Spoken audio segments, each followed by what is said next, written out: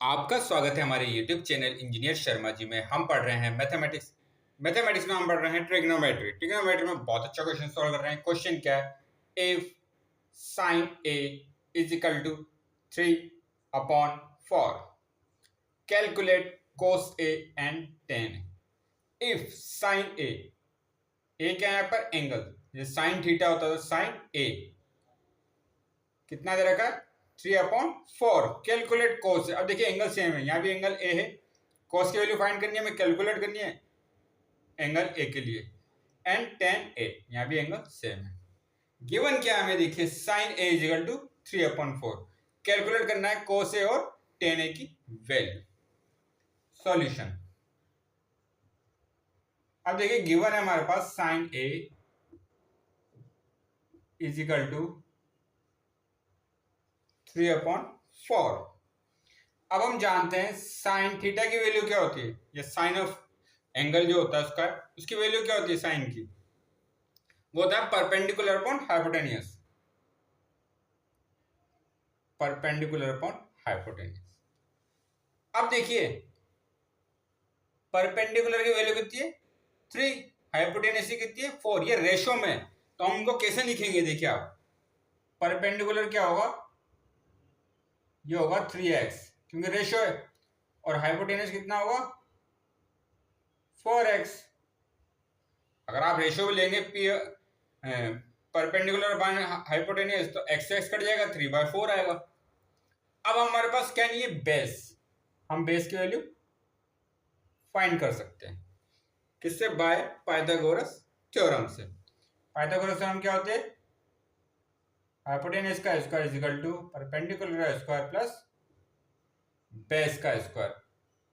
Hypotenuse की value कितनी रखी है? 4x का होल स्क्वायर, परपेंडिकुलर की 3x का होल स्क्वायर, और बेस की वैल्यू हमें फाइंड करनी है। तो ये कितना होगा? 16x square is equal to 9x square plus base का स्क्वायर। 9 को इधर लेके आते हैं तो कितना हो जाएगा? 16x square minus 9x square is equal to base का स्क्वायर। तो कितना होगा? 7x square is equal to base का स्क्वायर। अब हमें वैल्यू किसकी फाइंड करनी है? बेस की। तो बेस स्क्वायर है, तो बेस की वैल्यू क्या होगी? बेस की वैल्यू होगी √7x स्क्वायर। तो बेस की वैल्यू को हम कैसे ले सकते हैं? √7 और √x स्क्वायर। बेस कितना हो गया? √7 तो वैसा रहेगा, और x स्क्वायर है, x इंटू एक्स, तो x बार आ जाएगा। तो इसकी वैल्यू कितनी आई? √7x। कितनी वैल्यू है इसकी? √7x। इसकी वैल्यू आई √7x। अब हमें क्या फाइंड करना है? देखिए अब हमें फाइंड करना है कोस ए। कोस ए क्या हमारा? एंगल है। यहाँ भी एंगल सेम था, तो एंगल जब सेम होते हैं तो परपेंडिकुलर और बेस की वैल्यू यहाँ पर क्या आएगी? बेस की तो हमने फाइंड की सेम रहेगी। तो कोस ए की वैल्यू क्या होती है? Base upon hypotenuse. अब आप देखिए बेस की वैल्यू कितनी है? √7x। हमें क्या फाइंड करना है? कोस ए और टेन ए की वैल्यू। सबसे पहले हम फाइंड करेंगे कॉस ए क्या? एंगल। यहाँ भी एंगल सेम है, यहाँ भी एंगल सेम है। तो कोस की वैल्यू क्या होती है? कोस थीटा की वैल्यू क्या होती है? कोस के साथ जो भी एंगल होता है उसकी वैल्यू क्या होती है? Base upon hypotenuse. तो कोस ए कितना हो जाएगा? बेस की वैल्यू कितनी रहेगी? √7x, और हाइपोटेनियस की कितनी है? 4x। x से x कैंसिल, तो कोस ए की वैल्यू है हमारे पास √7/4। कितनी वैल्यू आई? √7/4।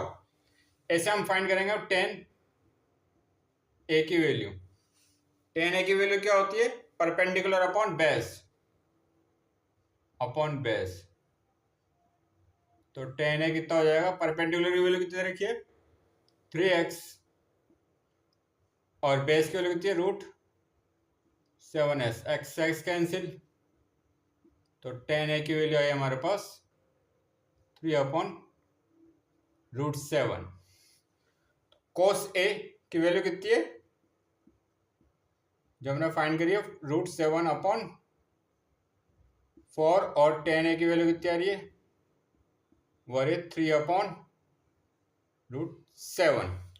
तो आगे और क्वेश्चन सॉल्व करेंगे। आप हमारे चैनल को लाइक शेयर और सब्सक्राइब करें। आपका बहुत बहुत धन्यवाद। Thank you.